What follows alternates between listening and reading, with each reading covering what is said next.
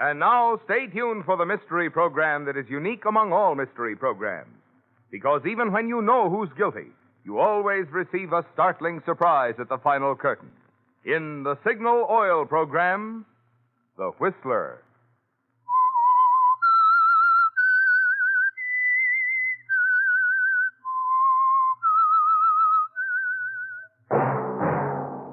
Signal, the famous Go Farther gasoline, invites you to sit back and enjoy another strange story by The Whistler.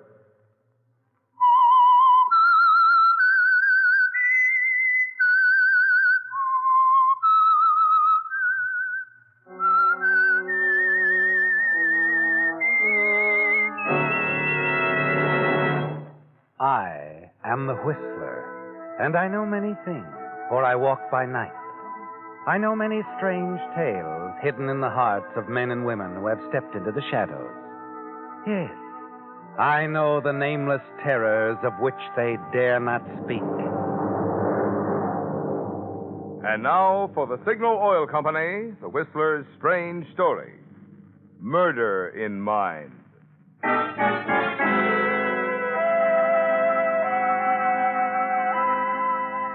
The Hollister house looked as permanent as the hillside it occupied, in the exclusive Terrace Heights district on the outskirts of town. The house itself sprawled along the crest of the hill, overlooking the rambling wooded grounds. That late afternoon in early spring, Gil Hollister and his wife Vicky sat facing one another on the broad terrace. Neither spoke for a time, for they were waiting for something to happen. And then Gil sprang to his feet and started pacing the stone-floored terrace. We ought to be hearing something by now. It shouldn't take this long. Oh, be quiet, will you, Gil? I'm trying to listen. I'm trying not to. Don't tell me you're sorry you did it. I'm not sorry, Vicky. I'm not anything. Just wish it were over, that's all. If you did what you were supposed to do, we won't have much longer to wait. Oh, Gil, stop pacing. I've got to do something. How about a drink? Not for me. But you look like you could use one. Yes. I guess I could. You move rigidly, mechanically, over to the bar under the striped canopy on the side of the terrace. Go through the motions of making a highball with unsteady hands. And your mind is turning over and over. What could have gone wrong, Gil? Should have happened by now. Belle drove away from the house 5 minutes ago. And then you hear it, a car coming up the road. You freeze inside. Vicky leans forward in her chair. And then as the taxi rounds the curve and comes into view... Gil. It's Belle. She's back, Gil. How did you... Shut up. What I said shut up. Oh, dear me. Oh, children, I've just had the most terrifying experience. Really terrifying. Why, what's the matter, Belle? Oh, let me get my breath. Oh, my goodness, I'm still trembling. I was fortunate enough to get a taxi to bring me back up. What happened, Belle? I cannot understand it, Vicky. I certainly wasn't driving any faster than I usually do down our road. But my goodness, that last curve, before the main gate, why, I went to put on my brakes to slow down a little, and there were no brakes. No brakes at all. You don't look at Vicky, Gil. You can't. You just keep staring at Belle. Belle, your stepmother, sitting there quite alive, recounting the frightening details of her nearly fatal accident. No brakes on her car, Gil. Just when she needed them most. There were no brakes on her car. You wonder how she made it at all. She wasn't supposed to, was she, Gil? Both front fenders and the grill smashed in something terrible. Oh, my dear, what a frightful experience. Oh, do let me take you to your room and you lie down for a while. I'll call Dr. Stratton, Belle. You've had quite a shock. Oh, my goodness, no. I'm as good as new right now, Gil. Now, don't you darlings worry about me. Oh, I must call Mrs. Morgan at the center. She was expecting me. And then the garage. I must call them to pick up the car. Let me do that for you. Oh, no, dear. Thank you. It won't take a minute, and it'll take my mind off things. After all, Gil, I want to be active while I'm still able. I might have been killed, you know.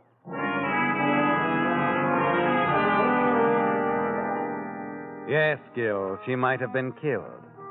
You watch her bounce happily into the house, smiling and humming. She seems glad to be alive after her near accident. You stand looking after her, and you're suddenly aware that you've dropped your guard. You're no longer tense, just a little stunned, a little amazed. What is that stepmother of yours? Pioneer stock or something? Won't anything kill her? Nothing has so far. She won't drown. She won't trip down a flight of stairs. And she can drive a car without brakes around steep curves. Maybe she's charmed. Maybe she's supposed to go on living. On and on. Spending all your money so there'll be nothing left for you to inherit. Oh, well. She was Dad's wife. She's entitled to something. Yes, but she's taking everything. All we've got is an allowance. Well, I guess Dad never thought too much of the way I handled money. Maybe he thought it would last longer with her. If we wait for her to die a natural death, you won't even inherit her good health. Well, good Lord, Vicky, we've tried, haven't we? I've done everything you've suggested. What else can I do? I'm not sure yet. But I'll think of something. And this time it will work.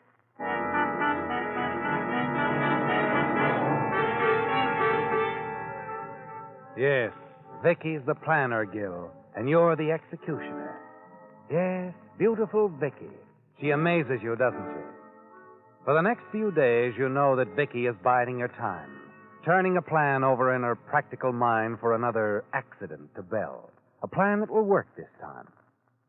One late afternoon, you're in the library with Vicky and Belle, with Belle carrying the bulk of the conversation.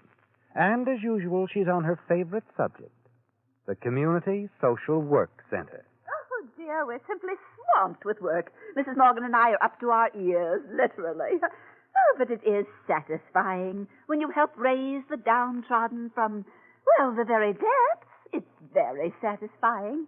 You know, you two should really become active at the center. Social work is stimulating, genuinely stimulating. Oh, yes, I'm sure it is. Belle, dear, if you don't mind, I think I'll go to my room. Oh. We're due at the Colemans for cocktails in an hour, and I just do sit a moment longer, Vicky. I have something to tell you both. Well, I don't want to alarm you, but... What is it, Belle? Well, I'm not getting any younger, you know, and lately, well, that is in the past 6 months or so, well, these accidents of mine. At the lake, remember? I nearly drowned. Yes, Belle, we remember. And then tripping on the hall stair just last month. Why, that fall would have killed me, I know. And then the brakes just a few days ago, the crash and all. What is it, Belle? What are you trying to say? Well, you'd have to know sometime, and I do hope you'll approve. Foster, will you come in now, please? Foster? Who is he? Yes, Mrs. Hollister. Oh, Foster, I want you to know my children. This is Mrs. Hollister, Jr., and my stepson, Mr. Hollister. This is Foster. Mr. and Mrs. Hollister. How do you How do? do you do? Foster's going to drive for me. Drive, and, what was that you said I needed, Foster? Bodyguard, ma'am. Yes, that's it. A bodyguard.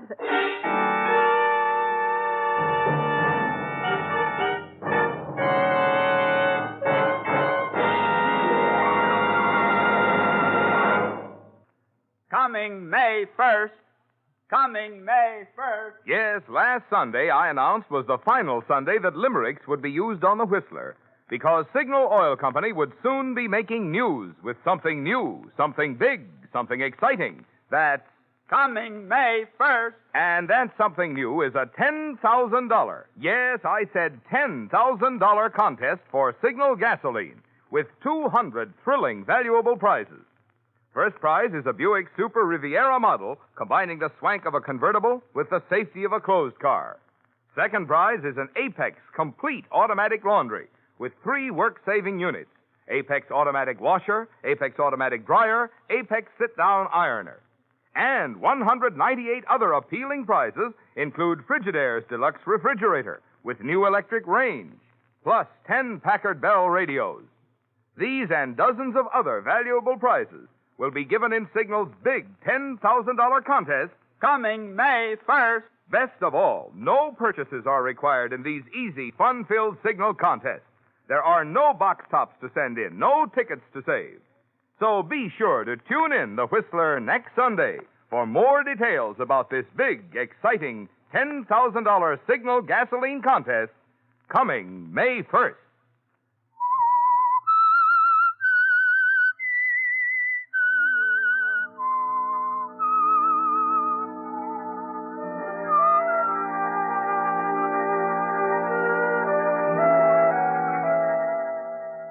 Well, Gil, you hadn't planned on Foster, had you? When you and your wife, Vicky, were planning those accidents to do away with your stepmother, Belle. It never occurred to you that Belle might hire a driver and bodyguard. And you wonder if she's just appeasing some troublesome little fears, or if she really knows that you and Vicky have been plotting to kill her. Later, as you and Vicky drive down the road to the main gate on your way to the Coleman's cocktail party. Well, has the shock of Foster worn off yet? I'm getting used to the idea. Foster doesn't worry me. In fact, the more I think about it, the more I think he may turn out to be a godsend. You'll forgive me if I don't get it. He's broke, I'll bet on it. He undoubtedly needs money desperately. Why, Gil, the more I think of it, the more I suspect that Foster might rob the wall safe. Well, Vicky, And Belle might even meet with foul play. Resisting the robbery, of course. Oh, no. Well, what do you think about it? I don't know. I'll need a little more time to think. Not too long, darling. I'm going to do some checking on Foster tomorrow. And if I find what I expect to find, the Hollister estate is due to be robbed within a very few days.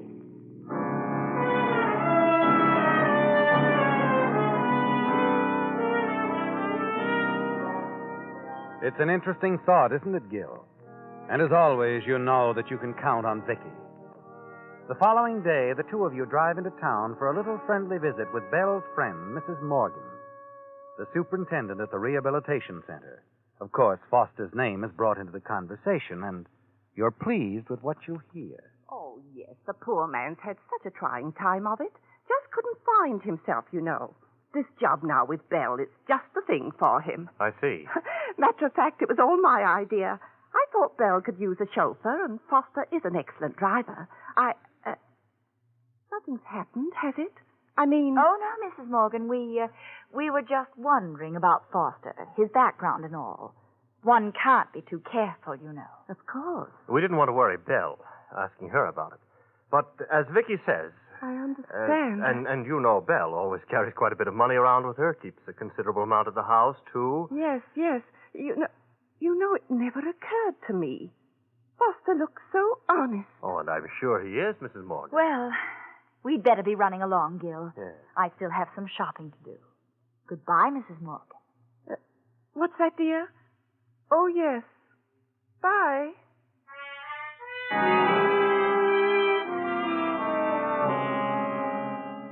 The stage is set, isn't it, Gil?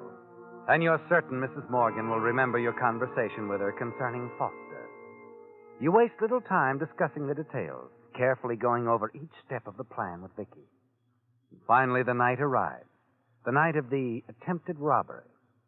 You're on the terrace with Vicky and Belle. Foster is there, too. And you're waiting for Belle to go up to her room. Oh, my, it's such a beautiful evening, isn't it, children? Simply beautiful. You know, I think I'll take a stroll down to the creek. Anyone want to come along? Oh, I'm afraid I couldn't negotiate that path in these high heels. Oh, how about you, Gil? Feel like stretching your legs? Thanks, no. I'm nice and comfortable right where I am. You want me to come along, Mrs. Hollister? No, thank you, Foster. You stay here and keep the children company. I shan't be long, quarter of an hour or so. I'm only going down to the bridge.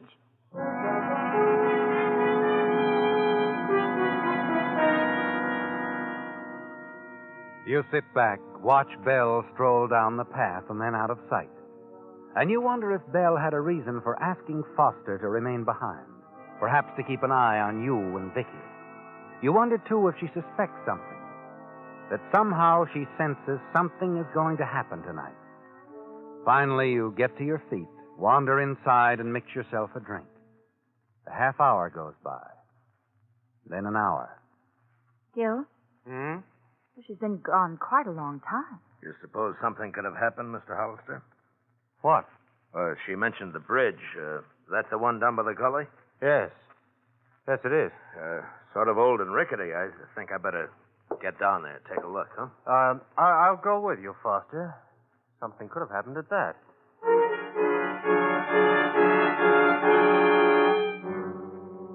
With Foster following close behind, you hurry down the path and finally reach the old suspension bridge which spans the deep, narrow gully. As you start across it, Foster grabs your arm. Hold it, Mr. Hollister. Huh? Look up ahead. The handrail. It's broken, isn't it, Gil? And the rail hangs down, seeming to point to the bottom of the gully. You look down, and there in the moonlight you see her sprawled out on the rocks below. Belle.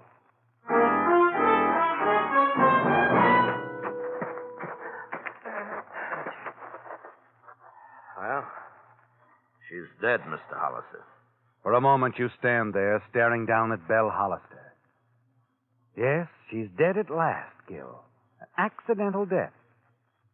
And it actually happened without you or Vicky being involved at all. Before you call the police, maybe we'd better have an understanding, Mr. Hollister. What? Well, what do you mean? Mrs. Hollister was pretty sure that you and your wife were trying to knock her off, make it look like an accident. What? Oh, that's preposterous. Is it? She told me about some of those accidents she had. I thought it'd be a good idea if she wrote all that down, put the whole story on paper, turn it over to me. Well, what? Yeah, just in case something happened to her that I couldn't prevent. Oh, now, look, Foster. Belle was killed accidentally. Maybe I saw you push her off the bridge, Mr. Hollister. Maybe you what? Yeah, maybe I saw you, and then again, maybe I didn't. It all depends. Depends. On how much you're willing to pay. Let's go back to the house and talk this over, huh? I think your wife will want to be in on this.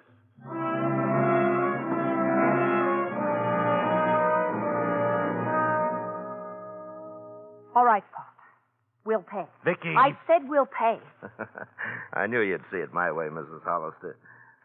Now, may I see this letter Belle wrote? Yeah, sure. I got it right here.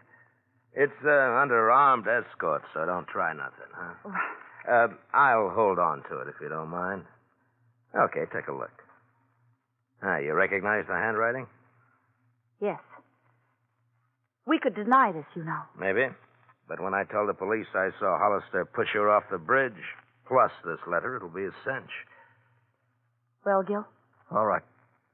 All right. 20 grand a night, then we'll break it down to weekly payments, huh? 10,000 tonight.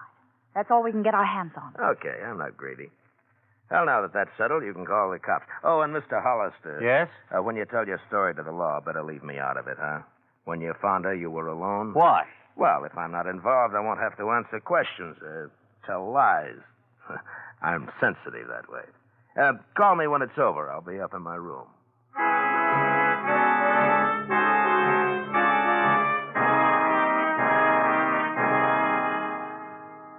You tell the police exactly what happened, don't you, Gil? Without mentioning Foster, of course.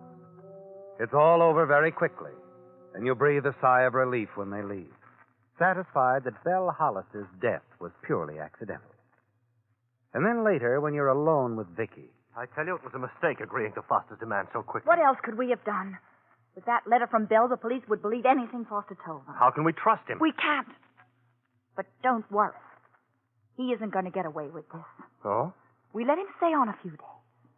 Then one night you find him trying to get into the safe and... Oh, the law's gone, I see. Yes, Foster. Yeah, that's fine. Oh, Foster, that suitcase, what are you doing with it? What does it look like, pal? I'm leaving. No need for me to stick around. Leaving? Yeah, I thought I'd find me a nice little apartment in town. It's kind of dull out here. I crave the bright lights, excitement, dancing girls. Always have. Only now I can afford it. Well, if you'll give me my dough, I'll be on my way, kids.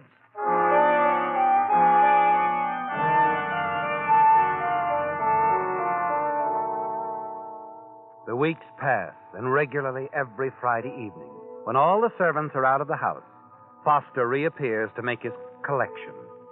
And you find that Belle's money, now yours, is dwindling away twice as fast now as it did when Belle was alive. Killing Foster won't solve your problem, will it? You know that you've got to get Belle's letter, too. It's important. And then finally one night an idea occurs to you. You tell Vicky about your plan, and she agrees.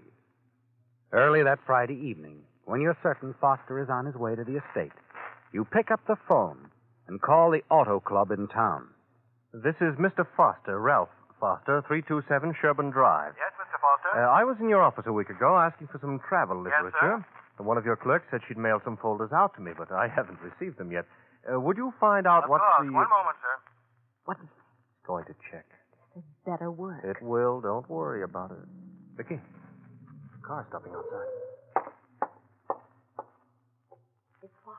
All right. Stall him off a few minutes. Mr. Foster? Yes?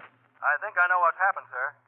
You gave me your address as 327 Sherburne Drive. We have you listed at 601 Terrace Boulevard.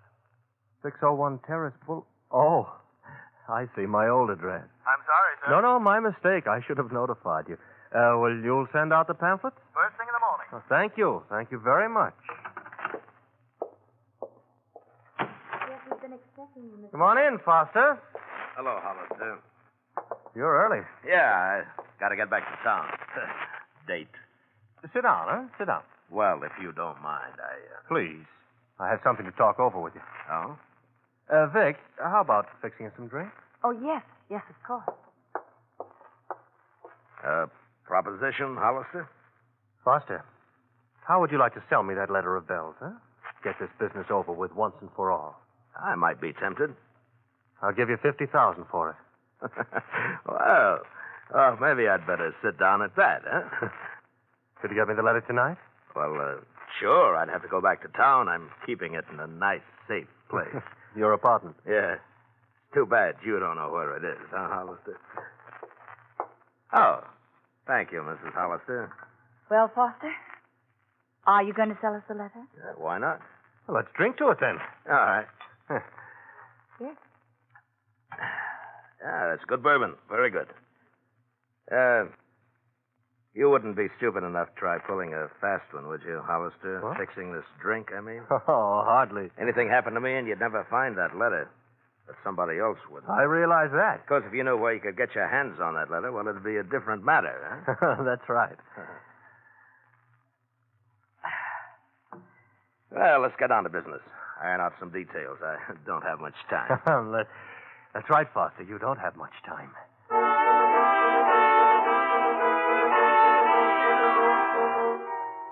It's only a matter of minutes, isn't it, Gil? And the drink begins to show its effect. Foster leans forward in his chair, peering at you, hardly able to keep his eyes open. And then he begins to clutch at his throat. Hey, what's going on? The drink, you did fix it. That's right, Foster. You'll be dead in another few minutes. No, you wouldn't. The letter, you don't know Oh, well, we do know where it is, Foster. Your apartment, 601 Terrace Boulevard. How did you Remember the last time you were here, Foster? You took great delight telling me how you were spending my money. Nightclubs, a new car, a little side trip. You even joined the auto club. I'll kill you. No, you won't. I'll take this gun.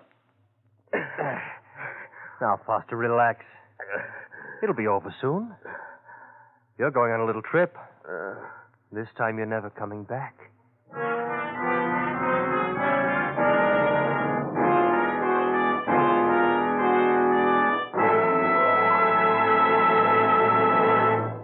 With 200 valuable prizes to be given, there was scarcely room in my first announcement to mention even a fraction of the wonderful things you can win in Signal's thrilling $10,000 contest.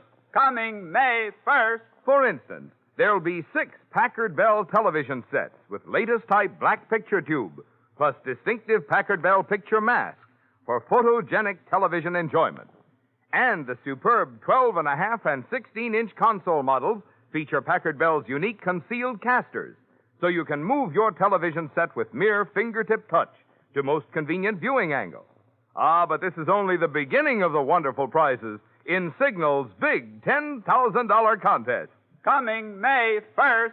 There's O'Keefe and Merritt's finest gas range with vanishing shelf and grill-evator broiler. Also, 5 solid gold case wristwatches by Helbros with 17 jewel movement. 5 makeup cases from Halliburton's famous line of featherweight aluminum luggage. 10 Westinghouse vacuum cleaners, plus 50 Westinghouse pop-up toasters. And you can be sure if it's Westinghouse. Yes, these and dozens of other valuable awards mean you simply can't afford to miss the new Signal Gasoline Contest. Coming May 1st. So be sure to listen next Sunday when I'll have more details about Signal's big, exciting $10,000 contest coming May 1st.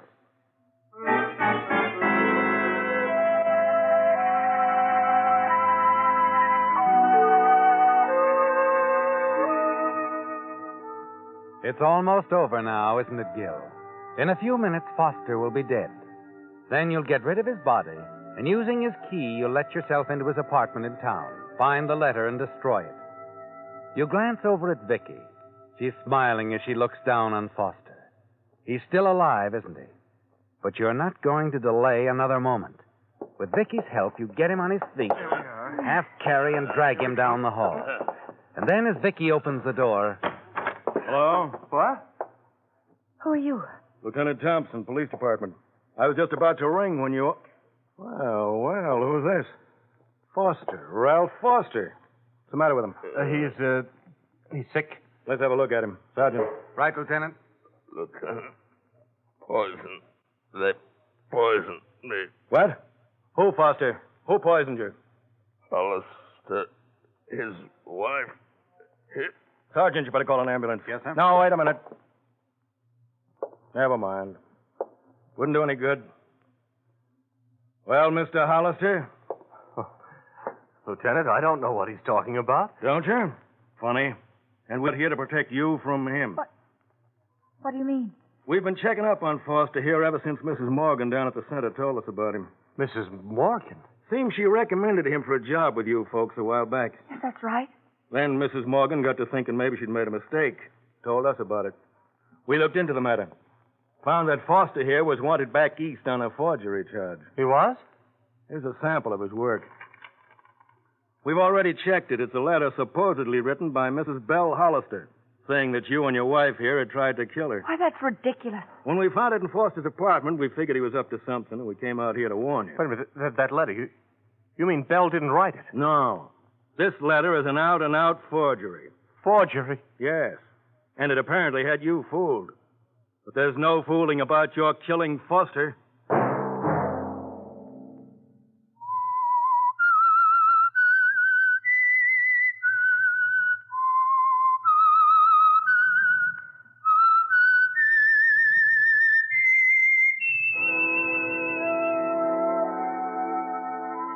Let that whistle be your signal for the Signal Oil program, The Whistler, each Sunday night at this same time. Brought to you by the Signal Oil Company, marketers of Signal gasoline and motor oil and fine automotive accessories. Remember, it's Coming May 1st. Yes, May 1st is the opening date of Signal's big new contest with 200 valuable prizes, including a new Buick Frigidaire refrigerator, electric range, and home freezer, Packard Bell television sets, and many others. So be sure to listen next Sunday for more details about Signal's big, exciting $10,000 contest.